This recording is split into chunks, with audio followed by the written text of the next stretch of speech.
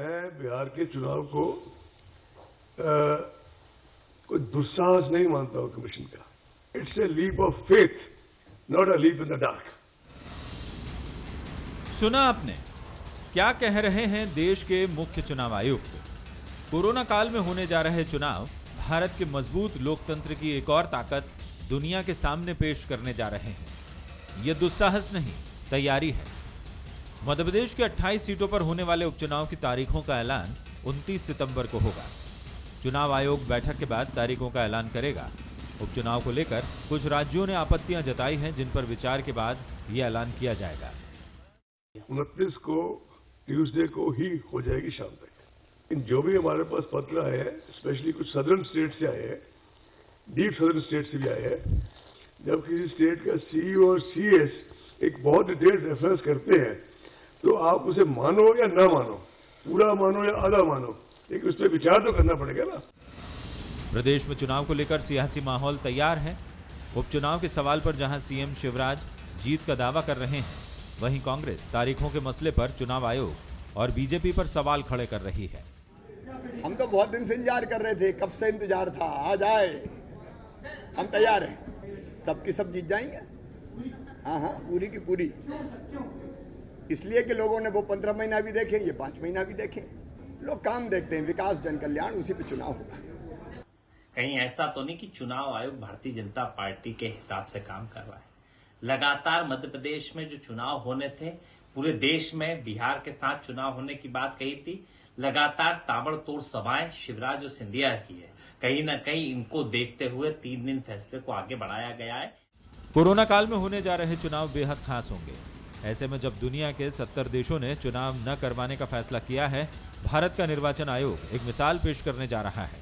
क्या होंगे कोरोना काल में होने जा रहे चुनाव के नियम, आपको बताते हैं। चुनाव आयोग ने मतदान का समय 1 घंटे बढ़ाया है।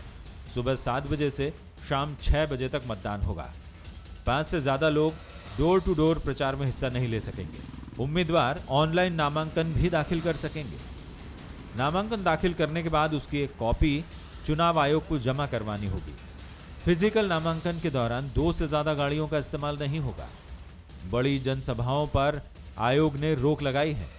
छोटी सभा के लिए कलेक्टर स्थान और समय तय करेंगे।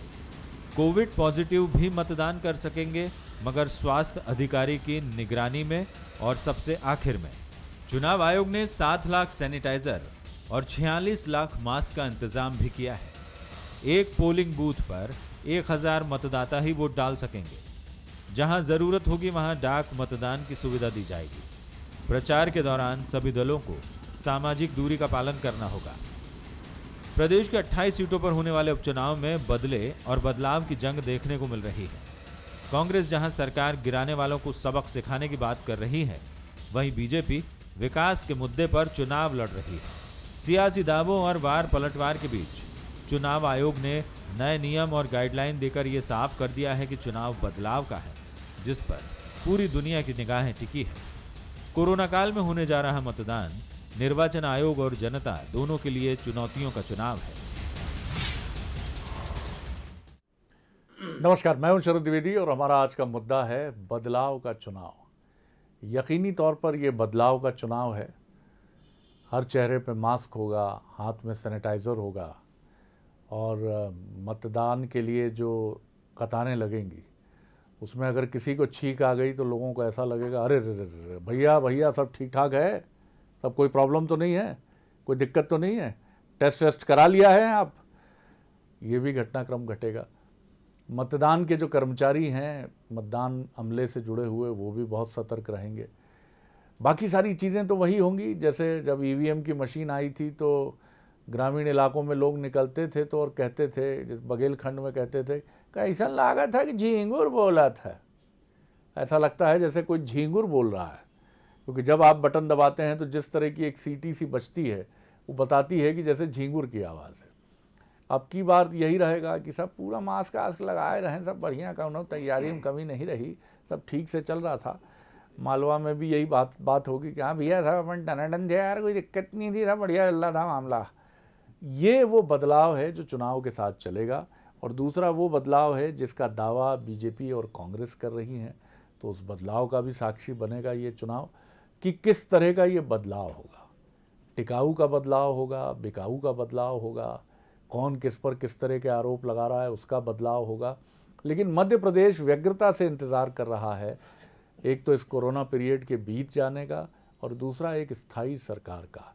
स्थायी सरकार इस मायने में जो इस उपचुनाव के बाद सूरत हाल उभर कर सामने आएगी और हमें ये बताएगी कि हाँ साहब, बीजेपी जो मौजूदा दायित्व निभा रही है सरकार का, और ये चीज़ बीजेपी के लिए भी बहुत राहत भरी होगी अगर नतीजे उसके लिए पूरी तरह से अनुकूल होते हैं कि चलो साहब अब बाकी 3 साल अपने को डट कर काम करना, पीछे मुड़ के नहीं देखना है।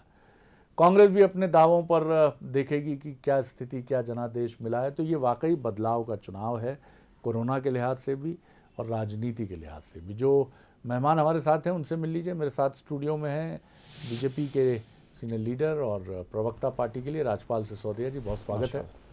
हमारे साथ जबलपुर से जुड़ रहे हैं कांग्रेस के सीनियर लीडर और विधायक विनय सक्सेना जी, और काफ़ी अरसे बाद उनसे मुलाकात हो रही है इस प्रोग्राम के ज़रिए, उनका बहुत स्वागत है। और जगदीश द्विवेदी जी हमेशा की तरह अपनी चपल दृष्टि और चपल और पैनी प्रखर पत्रकार की दृष्टि के साथ मौजूद हैं, उनका भी मैं बहुत स्वागत करता हूं। जगदीश जी, बदलाव का चुनाव है, परिवर्तन का चुनाव है। एक तो युग बदल रहा है, 100 सालों के बाद पूरी दुनिया में हमने स्पेनिश फ्लू के बाद ये एक नज़ारा पेंडेमिक का, महामारी का देखा है। और आज चुनाव आयोग से भी बार बार यही सवाल पूछे गए तो उन्होंने यही हवाला दिया कि जीवन कभी रुकता नहीं है। सुप्रीम कोर्ट की भी गाइडलाइन यही है। भले ही दुनिया में कुछ देशों में चुनाव रुके हों, लेकिन भारत की जनता बहुत समझदार है और वो अपनी सुरक्षा का भी ध्यान रखेगी और संबंधित नियमों का भी ध्यान रखेगी। और राजनीतिक दृष्टि से भी ये बदलाव का चुनाव साबित हो सकता है। दोनों ही दृष्टि से क्या कहेंगे आप? देखिए शरद जी, पहली बात तो ये कि दुनिया के सबसे बड़े लोकतांत्रिक देश में चुनाव हो रहे हैं और चुनाव आयोग ने निश्चित रूप से बड़े चैलेंज को स्वीकार किया है और जिसमें जनता का सहयोग इसे मिलना चाहिए। और तीसरी चीज ये कि मध्य प्रदेश के मायनों में हम देखें, मध्य प्रदेश की हालांकि तारीखें अभी घोषित नहीं हुई हैं, लेकिन यह तय हो गया है कि मध्य प्रदेश की तारीखें 29 तारीख को घोषित हो जाएंगी। तो मध्य प्रदेश, हालांकि मध्य प्रदेश में पिछले 1 पखवाड़े से अधिक समय से चुनावी माहौल बना हुआ है और बीजेपी तो इस तरह चुनाव मैदान में कूदी हुई है, लग रहा है कि जैसे 10 दिन बाद ही इलेक्शन है। और मध्य प्रदेश में भी निश्चित रूप से एक परमानेंट सरकार की स्थापना ये चुनाव करेगा, ऐसा मेरा मानना है। मध्य प्रदेश में 28 सीटों पे चूंकि चुनाव होना है और जो आप कह रहे हैं उससे मैं पूरी तरह सहमत हूं कि ये चुनाव कई मामलों में बहुत बदलाव का है। लेकिन इसमें एक सबसे बड़ी चीज जो है कि राजनीतिक दलों को समाज धर्म और राजनीति धर्म दोनों का पालन बहुत ईमानदारी से करना पड़ेगा जनता की सुरक्षा के लिए। जो राजनीतिक दल जनता को जनार्दन कहते हैं, उन्हें ध्यान रखना पड़ेगा कि रैलियों में एक तो भीड़ न जुटाएं और कोशिश करें कि चुनाव आयोग के नियमों का पालन हो। क्योंकि चुनाव, हर राजनीतिक दलों के बारे में हमेशा एक बात और इन पर आरोप लगते हैं कि वो कहीं ना कहीं लैकुना ढूंढ लेते हैं। तो लैकुना ना ढूंढें और चुनाव आयोग ने जो निर्देश दिए हैं वो जनार्दन को, अगर जनता की सेवा को राजनीति मानते हैं तो कम से कम जनता, कम से कम लोग इसमें जो है इसमें अफेक्टेड हों। क्योंकि निश्चित रूप से राजनीतिक सभाओं के बाद मेरा ये मानना है कि अगर कंट्रोल नहीं किया गया तो कोरोना की विभीषिका जिस तरह से फैल रही है, क्योंकि कोरोना तब पीक पे नहीं था जब सरकारें बहुत एक्टिव थी। सरकारों ने जब ये मान लिया कि कोरोना के साथ जीना है, तब कोरोना बहुत ज्यादा भयावह स्थिति में है और चुनाव में ये और गंभीर रूप न ले, इसका दोनों दलों को ख्याल रखना पड़ेगा। मैं केवल मध्य प्रदेश के परिप्रेक्ष्य की बात कर रहा हूं शरद जी। बिल्कुल आपने ठीक कहा है, लेकिन ये चुनाव का जब रेला अपने शबाब पर होता है तो सारे तटबंध टूटते हैं, नैतिकता के भी, ज़ुबानी मर्यादा के भी। तो कोरोना को लेकर मत तोड़िए साहब, बाकी चीज़ें तो टूटती रही हैं, पहले भी हम साक्षी बने हैं उसके। लेकिन कम से कम कोरोना को लेकर कोई मर्यादा ना टूटे, क्योंकि ये जितनी हमारी राजनीतिक बिरादरी के लिए चुनौती है। शरद जी एक बात मुझे कहना है और आपकी बातचीत में एक बात छोटी सी 1 मिनट की और कहना है, वो ये कि राजनीतिक दल अगर तय कर ले तो क्या संभव नहीं है। आपने कितने उदाहरण देखे होंगे, बिंद का उदाहरण आप के साथ, मध्य प्रदेश के ही बहुत ऐसे उदाहरण हमने देखे हैं 70 के पहले के, कि एक ही मंच पे दोनों राजनीतिक दलों की सभाएं हो जाती थी, जनता वही की वही रहती थी। आज भी ये संभव हो सकता है, बशर्ते राजनीतिक दल ईमानदारी से इच्छा शक्ति को प्रबल करते हुए इस काम को अंजाम दें कि हमें जनता की सुरक्षा रखनी है। इस पर तो मैं बच्चन साहब की मधुशाला की पंक्तियां कहूँगा जगदीश जी। वृद्धों से जब भी पूछा तो एक यही उत्तर पाया, अब न रहे वो पीने वाले, अब न रही वो मधुशाला। आप कहाँ 70 और 80 के दशक में विचरण कर रहे हैं जी। विनय जी, एक टिप्पणी आपकी, फिर मैं यशपाल जी, राजपाल जी की तरफ, माफ कीजिए, आऊँगा और उनकी टिप्पणी लूँगा। क्या कहेंगे आप जी? आदरणीय शरद जी, जगदीश जी और राजपाल जी को नमस्कार। नमस्कार जी। धन्यवाद। और मध्य प्रदेश की जनता को नमस्कार। आपने जो जगदीश भाई साहब ने जो बातें कही और शरद जी ने जो बातें कही, ये दोनों बातें अगर पिछला परिप्रेक्ष्य देख ले, पिछले मार्च से जब सरकार 20 मार्च को गिराई गई और कोरोना की आपने चिंता करी, और कोरोना को अगर देखा जाए तो पूरे हिंदुस्तान में फैलाने का काम अगर किया है तो मध्य प्रदेश की सरकार गिराने से शुरू हुआ था। और अभी आप देख रहे हैं कि लगातार जो राजनीतिक सरगर्मी चल रही है उसमें मध्य प्रदेश के उच्च न्यायालय को हस्तक्षेप करना पड़ा। अभी आपने देखा होगा कि उच्च न्यायालय ने एक निर्देश दिया है ग्वालियर के लिए कि ग्वालियर में जो सभाएं हो रही हैं और जो चुनावी सभाओं के साथ रैलियां हो रही हैं उसमें नेता लोग अपने आप को नियंत्रित करें। तो ये तो स्पष्ट है कि जिस दिन से भी सरकार, इस पूरी की पूरी सरकार अगर कोई काम कर रही है तो सिर्फ उपचुनाव जीतने के लिए कर रही है। और लगातार जिस तरह से भारतीय जनता पार्टी ने वहां भीड़ जुटाई है तो आपकी चिंता जायज है और उसकी देखा देखी दूसरी पार्टियां भी अपने हिसाब से ही काम करेंगी।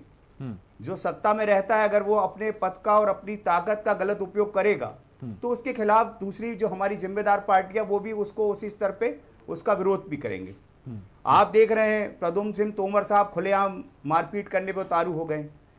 और मध्य प्रदेश का परिप्रेक्ष्य अभी सिर्फ कोरोना के उसमें आपने जो कहा, आप देखिए मध्य प्रदेश में बिस्तर नहीं है आज की तारीख में। तो इस बीमारी को रोकने का काम किसकी जिम्मेदारी? सरकार की भी और विपक्ष की भी। लेकिन जिम्मेदारी की शुरुआत सत्ता से होती है। और शरद भाई जी, आपकी भी जो परेशानी जो सबब बन रही है और आदरणीय जगदीश भाई साहब ने भी जो बातें कही वो बहुत ही जिम्मेदारी के साथ है। और मैं आपसे कहना चाहता हूं कि नरोत्तम मिश्रा जी मास्क नहीं पहन रहे थे, उनको आज कहना पड़ा कि मैं मास्क क्यों नहीं पहनता था और अब मैं मास्क पहनूंगा। ये गृह मंत्री जी का बयान है। तो इन सब बातों को आप देखेंगे परिपेश को, तो कोरोना के मामले में मध्य प्रदेश सरकार नहीं, हिंदुस्तान की सरकार भी बहुत लापरवाह हो गई है। और अब तो जनता की जिम्मेदारी, जनता लॉकडाउन कर रही। इंदौर में, जबलपुर में, भोपाल में नागरिक आके लॉकडाउन कर रहे हैं। जब 500 मरीज थे तब हिंदुस्तान की सरकार ने लॉकडाउन किया। आज जब 55 लाख पार कर गए हैं तो कहीं लॉकडाउन नहीं है। और ये सब बातों को लेके आपकी चिंता जायज है। मैं अब सिर्फ कोरोना पे बात कर रहा हूँ, भी राजनीतिक बात नहीं कर रहा। मैं उम्मीद करता हूं कि अगर कोई प्रश्न होगा तो उस पर आप मुझे मौका देंगे। बिल्कुल मिलेगा सर पूरी मौका। पूरे जो मध्य प्रदेश की हालात है, मैंने मुख्यमंत्री जी को खुला पत्र लिखा। बिल्कुल, मैं आऊंगा विनय जी, आऊंगा आपकी तरफ। खुला पत्र लिखा, जबलपुर में बिस्तर नहीं है, अभी एक हालात इंदौर में है। एक राउंड और है और दूसरे राउंड में आपके पत्र को लेकर भी चर्चा होगी और आपके राजनीतिक मुद्दों पर भी चर्चा होगी। जी चलिए, मैं राजपाल जी की तरफ आता हूँ। राजपाल जी, हम सुनेंगे, मुझे लगता है मेरी आवाज़ उन तक नहीं पहुंच रही है, हम उनको सुनेंगे, लेकिन फिलहाल हम आपको सुनते हैं। बदलाव का ये चुनाव है, कुछ बातें आपके राजनीतिक मित्र कांग्रेस के विधायक विनय जी ने कही हैं, उनका जवाब भी आपको देना है। किस तरह आप देखते हैं बदलाव के इस चुनाव को? आज जिनकी जन्म जयंती है, जैसे पंडित दीनदयाल उपाध्याय जी, ये बोल के गए हैं कि चरेवेती चरेवेती, और चरेवेती का जो मूल मंत्र है, निश्चित तौर पर आपदा आएगी, विपदा आएगी, उसमें से समाधान निकालेंगे और चलना पड़ेगा। जीवन चलने का नाम, चलते रहो सुबह शाम, चलना ही पड़ेगा। और शीघ्र ही चुनाव आयोग भी हम सबके बीच में मध्य प्रदेश के उपचुनाव की तारीख भी दे देगा और उस तारीख पे चुनाव भी हो। भारत निर्वाचन के नियमों का अक्षरशः पालन करते हुए कोविड-19 के प्रोटोकॉल का पालन करना भी इस चुनाव में एक दूसरी आदर्श आचार संहिता है और हम उसका अक्षरशः पालन करेंगे। और नागरिकों से भी निवेदन करेंगे, विनती करेंगे, प्रार्थना करेंगे, मतदाताओं से भी कि वे भी हमारा साथ इसमें दे, क्योंकि निश्चित तौर पर कोई भी सरकार होती है, उस सरकार का पहला उपक्रम जो होता है वो अपने नागरिकों की जान माल की रक्षा का होता है। हमारे नागरिकों का जीवन संकट में ना आए, इस बाबत हम पूरी आचार संहिता का पालन करेंगे। इस बाबत हमारे जो राजनीतिक कार्यक्रम बन रहे हैं, हमारे जो पार्टी से कार्यक्रम बन रहे हैं, उनमें विशेष इन सब बातों का ध्यान रखा जा रहा है। आगे और सख्ती से रखा जाए, इस बाबत भी हमारा नेतृत्व लगातार विचार भी करता है और उसको अमल में भी लाता है और मॉनिटरिंग भी करता है। कहीं चूक होती है तो उसको हम तत्काल ठीक करने का भी प्रयास करते हैं। नीचे तक हमारे नेता कार्यकर्ताओं को नेतृत्व की डांट फटकार भी पड़ती है अगर इस प्रकार की कोई चूक हो जाती है। तो हमारे यहाँ पार्टी ने हर कार्यक्रम में इस बात की पहली प्राथमिकता रखी है कि किस प्रकार से मास्क अनिवार्य हो, सैनिटाइज़र की व्यवस्था हो, टेम्परेचर मीटर हो, 2 गज की दूरी का मामला हो। ये सारी बातों का अक्षर से पालन करते हुए इस चुनाव में, क्योंकि ये बदलाव का चुनाव है निश्चित तौर पर जी। अब राजनीतिक आरोप प्रत्यारोप ये तो अपनी जगह चलेंगे, चुनाव है, उपचुनाव है, चलेंगे, परंतु सरकार के नाते जो आवश्यक कदम उठना चाहिए वो रहेंगे। और संगठन के नाते, क्योंकि हम अनुशासित कार्यकर्ता है, हम उस राजनीतिक दल के कार्यकर्ता है जो कैडर बेस्ड पार्टी है, जिसका पर्याय अनुशासन है। भारतीय जनता पार्टी की बात आती है तो अनुशासन की बात आती है, तो हम अनुशासित सिपाही है, स्वयंसेवक है। उस नाते हम इन कोविड प्रोटोकॉल का अक्षर से पालन करने का काम करेंगे। ये मैं आपके चैनल के माध्यम से विश्वास दिलाना चाहता हूँ मध्य प्रदेश के तमाम नागरिकों को, मतदाताओं को, और उपचुनाव में जो हमें हमारे मतदाता बंधु उन लोगों। चलिए जगदीश जी, करीब 15 साल पहले एक स्टोरी हमने की थी और वो स्टोरी का सब्जेक्ट ये था कि चुनाव के समय राजनेताओं पर कितना दबाव होता है। तो एक राजनेता से जब हमने बात की तो उनकी पत्नी ने हमें बताया कि ये दिन में 3 बार शेविंग करते हैं और कम से कम 5 या 6 बार नहाते हैं। हमने पूछा इसका कारण, उन्होंने कहा जिससे ये ताज़ा दम दिखें और कार्यकर्ताओं को और जनता को ये मैसेज जाए कि नेताजी एकदम फिट हैं शारीरिक तौर पर और कहीं कोई समस्या नहीं, जबकि उनको कुछ गंभीर चुनौतियां जो बीमारी के रूप में रहती हैं वो उनके साथ जुड़ी थी। कोरोना के इस पीरियड में स्वस्थ दिखने की कोशिश करना, चाहे वो कार्यकर्ताओं की तरफ से हो, क्योंकि 14 दिन का क्वारंटाइन पीरियड ईश्वर न करे ये वनवास की तरह होगा कि आप चुनाव के ठीक पहले अगर आप इस भयानक रोग की चपेट में, भयानक तो शब्द नहीं है, भयानक बिल्कुल नहीं है ये रोग, चपेट में आते हैं तो आप अपनी मुश्किल तो बढ़ाते हैं, अपनी पार्टी की बढ़ाते हैं, कार्यकर्ताओं की बढ़ाते हैं और चुनाव में और मुश्किल पैदा करते हैं। तो एक ज़बरदस्त प्रोटोकॉल का पालन करना होगा, क्योंकि नेता एक बहुत अमूल्य धरोहर भी है। आप अपने जीवन को इस तरह से दांव पर नहीं लगा सकते हैं कि ये चुनाव है। और जो लोग चुनाव लड़ रहे हैं उनसे भी अगर पूछें तो 2 साल पहले भी, 2.5 साल पहले भी वो चुनाव लड़े थे और 2.5 साल बाद फिर मैदान में है। चुनाव लड़ना अच्छों को थर्रा देता है। क्या कहेंगे इस पर? जी। शरद जी, एक तो सबसे बड़ी चीज ये है कि ये चुनाव बहुत भीषण है इस बार। उपचुनाव सबसे ज्यादा भीषण इस मायने में एक राजनीतिक दल ऐसा है जो सरकार गिरा के सत्ता में आया है और उसे अपनी सरकार को परमानेंट करना है। दूसरी तरफ वो एक राजनीतिक दल है जो इस बात से भीषण तरीके से आहत है कि उसकी चलती हुई सरकार उस राजनीतिक दल की भाषा में कहें तो खरीद फरोख्त करके, सो कॉल्ड खरीद फरोख्त करके गिरा दी गई। तो दोनों राजनीतिक दलों को अपनी अपनी बात लेके जनता के बीच में जाना है। और आप देखिएगा कि जैसे जैसे चुनाव करीब आएगा, राजनीतिक दल बातें कितनी कर लें, वादे कितने कर लें, बहुत ही ज्यादा कटु संवाद राजनेताओं के बीच में होंगे। और अभी भी मैं आपसे कह रहा हूं कि हालांकि राज्यपाल जी ने जो कहा मैं उसका स्वागत करता हूं, ईश्वर करे कि जो वो कह रहे हैं राजनीतिक दल वही करें, लेकिन कई बार भीड़ को रोकना नियंत्रित होता है। वो कार्यकर्ताओं की भी भीड़ भी होती है, वो पार्टी के लोगों की भीड़ भी होती है, और राजनेता पार्टी की भीड़ को शायद नियंत्रित उस समय चाह के भी इसलिए नहीं कर पाता कि उसे डर होता है कि भीड़ नाराज ना हो जाए, कार्यकर्ता नाराज ना हो जाए। ठीक है, आप कैडर बेस्ड दल हैं, लेकिन बीजेपी में भी मैं लंबे समय से बीजेपी ही देख रहा हूं। बीजेपी में मैंने कईयों बार पार्टी प्रदेश कार्यालय में अनुशासन के तटबंधों को न सिर्फ टूटते देखा है बल्कि छिन्न भिन्न होते देखा है। पार्षद के चुनाव के ऐसे ऐसे दृश्य मैंने सुबह सुबह बीजेपी दफ्तर में देखे हैं। सवाल यह है कि दोनों दलों को पूर्णतः अनुशासित होना चाहिए। और जहां तक आपने नेताओं की बात की, नेताओं को एक काम जरूर करना चाहिए कि निश्चित रूप से अपने स्वास्थ्य का भी ख्याल रखें। आप समाज के कलश हैं, आप जो करते हैं उसका समाज अनुसरण करता है, तो अपने स्वास्थ्य का ध्यान रखें, लेकिन जनता के स्वास्थ्य का उसके पहले ख्याल रखें। बिल्कुल आपने सही कहा। और इस बार तो एक बहाना नहीं, सच्चाई भी है कि अगर, माफ़ कीजिए मैं नहीं कह रहा सारे नेताओं की रैलियां भीड़ भरी हों, ऐसा भी नहीं बोल सकता मैं, और भीड़ नहीं आती है तो अब तो पूरा पुख्ता कारण है आपके पास कहने के लिए कोरोना था भैया, नहीं आई भीड़, कहाँ से आएगी? आप कहो कि भीड़ दिखी नहीं आपकी जनसभा में, होने दीजिए खाली कुर्सियां, क्यों चिंता करते हैं? क्यों विनय जी, क्या कहेंगे? जी जी विनय जी। मैं तो यही कहूंगा कि पिछले 4-5 महीने का 20 मार्च के बाद से ग्वालियर की जो सीटें लें, उसमें भारतीय जनता पार्टी की जो रैली हुई, जो सदस्यता अभियान हुआ, कांग्रेस से भाजपा में लाने वाले नेताओं का जो आमंत्रण हुआ, उसके क्या हालात हैं?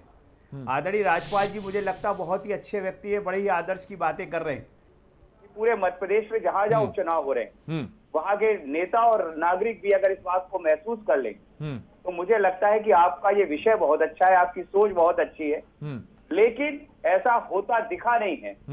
चाहे वो आदरणीय शिवराज सिंह जी की तरफ से हो, चाहे नरोत्तम मिश्रा जी जो मास्क नहीं लगाते उनकी तरफ से हो, चाहे आदरणीय सिंधिया जी की तरफ से हो, हर तरफ भीड़ भाड़ जुटाई गई। ना सिर्फ लोग आए जी, मतलब भीड़ लाई गई। कम से कम ये भीड़ लाने का क्रम तो अब चुनाव में इस बार नहीं होना चाहिए। आपकी बात का असर होना चाहिए, और आप जो बात कह रहे हैं बिल्कुल सच है, क्योंकि मैं खुद कोरोना से पीड़ित रहा हूँ। जी जी जी। पिछले 20 तारीख को और 1 महीने तक अभी स्वास्थ्य होने में मुझे लग गया। जी जी जी। कई ऐसे प्रकरण आ रहे हैं कि सब कुछ इलाज अच्छा हो रहा है, तो भी 3 दिन में 22 साल के बच्चों की मौत हो गई। और ऐसे हजारों प्रकरण तो अब सामने हैं। कई मौतों का कोविड का कारण नहीं बताया गया। और जब हालात बिस्तरों के ना मिलने का है पूरे मध्य प्रदेश के, कि दर आदमी भटक रहा है, बिस्तर नहीं मिल रहे, ऐसे में भीड़ भाड़ का जो परिणाम होगा, आपने बोला वो भयानक शब्द नहीं उपयोग कर सकता, मैं तो कहना चाहता हूँ विस्फोटक स्थिति होगी। आदरणीय शिवराज सिंह जी ने भी परसों कहा कि हमारे पास 22,000 या 24,000 बिस्तर हैं, और मरीज भी उसी के आसपास हैं। जब बिस्तर ही नहीं है और नई व्यवस्था की जा रही, अगर इस समय बीमारी बढ़ाई गई, तो आपका ये जो आज की मानसिकता और जो सोच आपने आज मध्य प्रदेश को दिशा दी है, ये बहुत ही गंभीर दिशा में जाएंगे, जिसका निरंतर सरकार उपचुनाव में लगी रहेगी। आदरणीय शिवराज सिंह जी उपचुनाव में लगे रहेंगे, गृह मंत्री उपचुनाव में लगे रहेंगे। उस बीच वो जो हमारे लोग मरीज बनेंगे, जो बिस्तर ढूंढे जाएंगे और जो लोगों की बीमारी बढ़ेगी, उसके कितने भयानक विस्फोटक परिणाम होंगे, उसको सोच के ना। चलिए मैं जवाब लेता हूं। बस राज्यपाल जी, चुनौती एक गंभीर तो है ही, और मध्य प्रदेश और विपक्ष भी आपसे ये भरोसा चाहता है कि उपचुनाव एक लोकतांत्रिक प्रक्रिया है, और ये लोकतांत्रिक प्रक्रिया पूरा करना बिल्कुल ज़रूरी भी है, और देश की सर्वोच्च अदालत से लेकर निर्वाचन आयोग तक मानते हैं कि इसमें कोई कठिनाई नहीं है, सहमत हैं हम। लेकिन मध्य प्रदेश को ये आश्वस्ति भाव भी चाहिए बीजेपी सरकार से कि तमाम जो व्यवस्थाएं हैं वो चुस्त दुरुस्त रहेंगी, और उपचुनाव का कोई असर या कोई भी प्रभाव, खासतौर से कोई ऐसा प्रभाव जो इन व्यवस्थाओं को सकारात्मक रूप से न प्रभावित करते हुए दूसरे ढंग से प्रभावित करेगा, ऐसा कुछ भी नहीं होगा। निश्चित तौर पर सरकार जब काम करती है तो जनहित पहले सामने होता है। मैंने जैसे पहले भी कहा कि हमारे यहाँ के नागरिकों की रक्षा सुरक्षा जी, ये सरकार का प्रथम कर्तव्य होता है। उपचुनाव में निश्चित तौर पर माननीय मुख्यमंत्री जी भी व्यस्त रहेंगे, गृह मंत्री जी भी व्यस्त रहेंगे, अन्य मंत्रीगण भी व्यस्त रहेंगे। कई सारे मंत्रीगण तो हमारे खुद चुनाव के मैदान में रहेंगे, एज ए उम्मीदवार रहेंगे। परंतु उसके बाद भी सरकार की कार्रवाइयाँ चलती रहे, सरकार शासन प्रशासन के बीच का तालमेल चलता रहे, इस बात का पूरा प्रबंध रहेगा और वो होगा।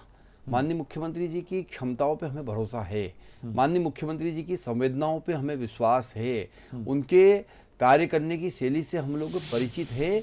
वे इतने संवेदनशील भी है कि इस प्रकार का कोई गैर जिम्मेदाराना या संवेदनहीनता का कोई काम मध्य प्रदेश में हो जाए वो बर्दाश्त नहीं करेंगे।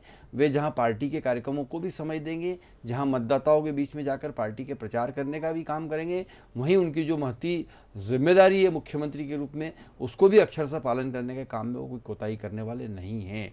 मैं ये कहना चाहता हूँ कि कांग्रेस के मेरे आदरणीय विनय सक्सेना जी, मेरे मित्र विद्वान साथी, एक बार भी एश्योरेंस उन्होंने 2 बार किए, उसमें ये देने का काम नहीं किया। भारतीय जनता पार्टी पे तो आरोप लगाने का काम किया, हमारे नेताओं पे तो बात करने का काम किया, हमारी भीड़ को तो बताने का काम किया, परंतु उन्होंने एक बार भी ये कहने की हिमाकत नहीं की, एक बार भी ये कहने की इच्छा व्यक्त नहीं करी कि वे भी ऐसा प्रयास करेंगे। उनका राजनीतिक दल भी ऐसा प्रयास करेगा कि कोविड प्रोटोकॉल मतलब सिर्फ सत्ता पक्ष ही प्रोटोकॉल में है, विनय जी। सत्ता पक्ष ही कानून का पालन करेगा, ऐसा नहीं विनय है। जी। आप भी हमारे साथ आइए इस विषय पे, तो कम से कम आइए कि कोविड प्रोटोकॉल का जो कोविड-19 का प्रोटोकॉल है, बोलिए वो सर। जो आचार संहिता उसको हम जी। मिलकर जो है बहुत एक आदर्श स्थापित कम करने कम का वक्त है काम विनय जी मेरे पास, कुछ सेकंड 30 सेकंड से अपनी बात रखिए। जी विनय जी, विनय जी। सर देखिए एक बात बताऊं मैं, जी। राजपाल जी ने एक गंभीर बात की ओर इशारा किया। एक बहुत अच्छा उदाहरण दे रहा हूं। मध्य प्रदेश विधानसभा का जो सत्र हुआ 21 तारीख का, माननीय कमलनाथ जी ने जो जो कहा था कि हम इस ढंग से आपका सहयोग करेंगे जिससे कोविड-19 के लिए विधायक भी सुरक्षित रहें, और माननीय कमलनाथ जी ने जो कहा वो किया। इससे आप समझ सकते हैं अगर कमलनाथ जी के साथ शिवराज सिंह जी बैठे होंगे और जिम्मेदारी से कोई बातें तय कर ली जाए तो माननीय कमलनाथ जी जो कहते हैं वो करके दिखा देते हैं। और आपने 21 तारीख का जो सत्र है जिसमें हम लोग वर्चुअल शामिल हुए, आपने देखा कितना कम समय में पूरी बात हो गई और कोई विरोध इसलिए नहीं किया गया। लेकिन विधायकों के साथ साथ अब बात आई है आम नागरिकों के स्वास्थ्य की और उनकी भी जिंदगियों की। तो शिवराज सिंह जी आदरणीय कमलनाथ जी के साथ बैठे, दोनों माननीय बैठ जाएं और जिम्मेदारी के साथ, जैसा राजपाल जी कह रहे हैं, मैं ये जानता हूं कि कांग्रेस पार्टी अगर भारतीय जनता पार्टी नियमों का उल्लंघन नहीं करेगी, सत्ता का दुरुपयोग नहीं करेगी, इमरती सिंह जैसा ये ना कहेगी कि कलेक्टर साहब जो चाहेंगे हम सीटें जिता देंगे, तो मुझे नहीं लगता कि कांग्रेस जनता की सुरक्षा और जनता की सुविधा, जनता की इलाज और स्वास्थ्य के लिए भारतीय जनता पार्टी से कहीं कोई कमजोर प्रदर्शन करेगी। उनकी ही चिंता उतनी है जितनी भारतीय जनता पार्टी को, उतनी ही चिंता कांग्रेस पार्टी के हमारे सम्मानीय कमलनाथ जी सहित सभी नेताओं की। बहुत धन्यवाद विनय जी, बहुत मैं इतना धन्यवाद कह सकता हूं। राजपाल जी, और बहुत धन्यवाद जगदीश जी। तो कुल मिलाकर ये बदलाव का चुनाव है, निश्चित तौर पर बदलाव का चुनाव है। बहुत कुछ बदला होगा और बीते आज़ादी के बाद से वोटिंग करने वाले जो मतदाता हैं वो भी ये देखेंगे, जो हमारे सीनियर सिटीजन्स हैं वो भी ये देखेंगे कि ये अजीब चुनाव है इस मामले में, जहाँ बहुत सारे एहतियात हैं, कुछ चुनौतियाँ भी हैं। और निश्चित तौर पर इसके बीच में निर्वाचन आयोग की ये कोशिश भी है कि कैसे पोलिंग परसेंटेज भी सामान्य रहे, लेकिन हम उम्मीद करेंगे कि सब कुछ ठीक ठाक और व्यवस्थित होगा और लोगों की, नेताओं की सुरक्षा के साथ जनता की सुरक्षा और लोकतंत्र की गरिमा भी अक्षुण्ण रहेगी। इसके लिए तो हम विश कर ही सकते हैं। बने रहिए बंसल न्यूज़ पर। नमस्कार।